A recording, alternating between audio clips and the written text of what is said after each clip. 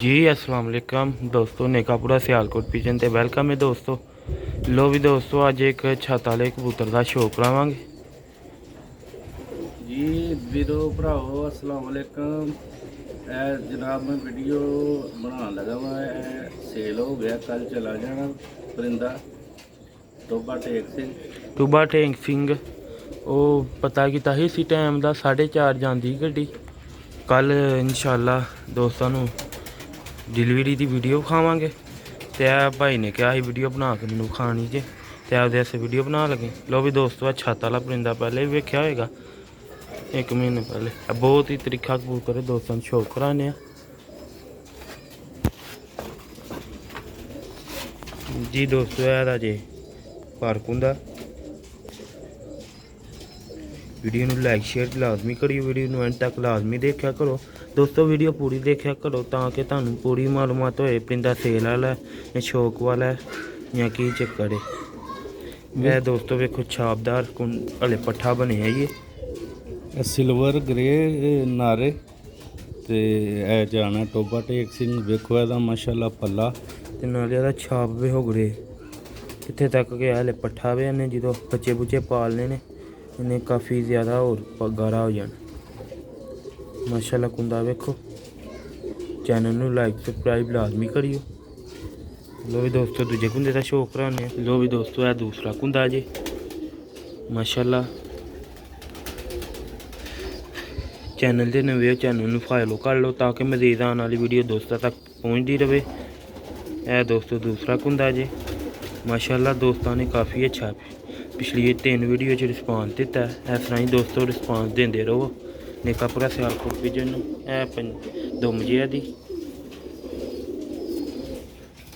ते दोस्तों है जी मतलब जी दोस्तों है दी अख जे माशाल्लाह। रात की वजह ना थोड़ी दी अख नहीं क्लियर लभदी सही क्लियर नहीं, उस तरह नहीं जिस नजर लभदे वो माशाल्लाह दी अख जे। है दोस्तों पंजे जे शक्ते जामनी पंजे।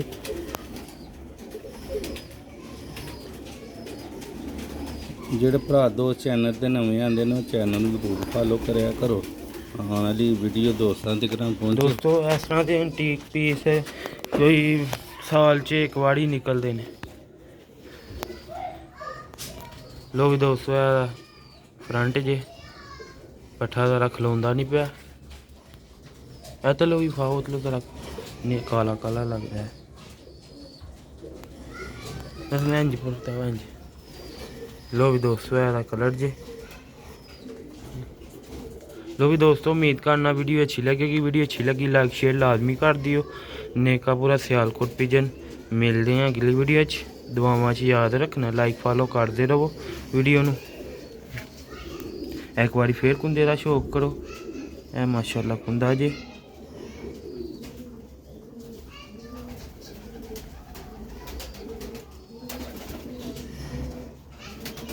माशाल्लाह। ये दुम और खाइए कि नहीं दुम खाइए। चलो शौक करवा देने फिर दोस्तों ने सली ना शौक करो दोस्तों। ए दुम जे एक पत्थर दी ते हड्डी इन्हां दी इंज जिस तरह कश्ती दे थल्ले नहीं होंदी इंज उस तरह दी बंद जोड़। सियालकोटी छत वाले कबूतरों का शौक पे कर दे माशाल्लाह। ग्रे कबूतर खिंच ली। लो भी दोस्तों, नेकापुरा सियालकोट पिजन अगली वीडियो से इजाज़त चाहता। दुआवां च याद रखना है, लाइक फॉलो करते रहो चैनल नू। मिलने अगली वीडियो च। अस्सलाम वालेकुम।